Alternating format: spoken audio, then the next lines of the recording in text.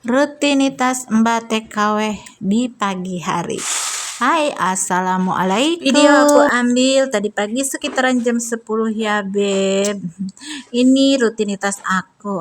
Wayahnya ganti spraynya si Inces. 1 minggu sekali harus diganti karena takutnya bau ompol, karena dia ngompolnya suka banyak ya. Tapi kalau misalkan ngompolnya nembus ya, sebelum 1 minggu juga udah aku ganti semua. Ini kebetulan dia baru bangun ya, dianya lagi sarapan di bawah. Nah cepet-cepet aja aku ini ganti spraynya, biar nanti habis mandi itu dia langsung nempatin dan enak, nggak gatel kayak gitu. Tapi mending sih ya ini nggak ngompolnya nggak nembus ke spray. Biasanya kalau dia ngompol tuh suka banyak nembus ke spray karena si popoknya itu suka dijambretin, suka dibolongin.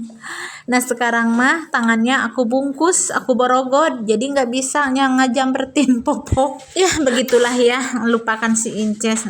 Dan ini kita ganti-ganti. Sebenarnya aku tuh bingung ya mau bikin video apa, tapi kadang suka males, jenuh gitu ya bikin videonya. Tapi ya maksain aja lah ya. Dan mohon maaf kalau videonya itu ya kurang-kurang bagus. Ya maklumlah ya sambilan karena nggak difokuskan. Ada waktu luang aku bikin video kayak gitu. Ya begitulah. Nah sesudah sarapan nanti aku mau jemur dulu, dia olahraga dijemur terus dimandiin kayak gitu. Kebetulan nih hari Minggu kakek nggak makan di rumah, jadi aku nggak masak. Terus si Inces dimasakin bubur aja biar biar gampang, dan aku kayaknya nggak mau makan lah, males. Yang ada aja bisa buah-buahan atau yang lainnya. Horea masak beb, lagi males ya karena cuacanya tuh panas banget, jadi mager ya mau ngapa-ngapain. Oke kita lanjut masang spraynya. Kadang aku teh sok horeamnya nggak ganti spray teh padahal cuma seminggu sekali ini. Tapi kasihan si Inces ya, takutnya gatal gitu ya.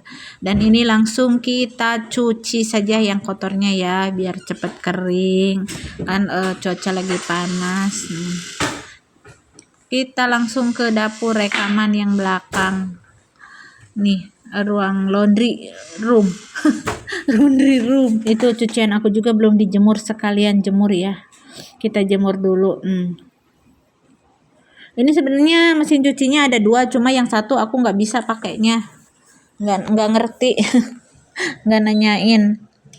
Aku mesin cucinya tuh saling satu ya sama kakek, aku satu kakek satu, dan aku tuh nggak dicampur nyucinya, kata kakek takutnya aku nggak mau gitu, padahal nggak apa-apa ya orang nyucinya misah kok. Tapi ya nggak apa-apa lah, orang kakek banyak duitnya jadi beli mesin cuci baru. Kita jemur dulu pakaian aku. Ini sebenarnya nyucinya kemarin ya waktu malam. Harusnya malam begitu udah teh langsung dijemur, tapi hoream guys, selain hoream takut. Takut ke tukang sieun jurig. Soalnya samping rumah aku itu ya pas samping banget ya, samping rumah banget tuh kebun awi, jadi aku takut. Padahal nggak ada apa-apa. Nah ini baju keringnya aku masukin dulu ke dalam, lanjut aku jemur baju. Di sini aja jemurlah ya, nggak usah di luar. Males keluarnya, padahal matahari itu lagi panas banget. Ini jam 8 aja ya udah, aduh matahari udah menyengat. Tapi di sini juga di bale cepet kering. Soalnya hawana panas pisan. Di Taiwan tuh kalau musim panas ya panas banget, tapi di badan tuh lengket kayak ada minyaknya, cepel. Nggak kayak di Indo. Kalau di Indo kan panas ya panas, nyengat banget ya, tapi nggak lengket. Nah itu perbedaannya.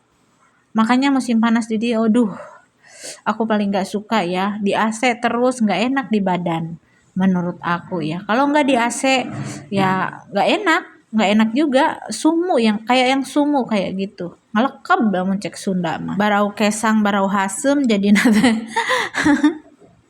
Tapi kalau nggak di AC kasihan si Inces ya, keringetan, suka gatel dianya nanti. Pokoknya begitulah ya rutinitas pagi-pagi aku ya, bangunin Inces, jemur, nyapu, kayak gitu, bersih-bersih, terus masak, ya kayak gitulah. Nggak berat sih, cuma ringan. Aku difokuskannya ya nungguin si Inces. ngurusi Inces maksudnya. Kalau bersih-bersih aku nggak terlalu diutamakan ya. Kalau ada waktu kosong ya aku bersih-bersih. Itu juga cuma di lantai 1 yang aku tempatin aja. Kalau lantai 2 itu urusannya kakek ya yang ngebersihin. Nah, beres jemur-jemur, mari kita ngelipat baju ya yang cucian kemarin ini udah pada kering. Nah, tuh itu si Inces lagi minum susu.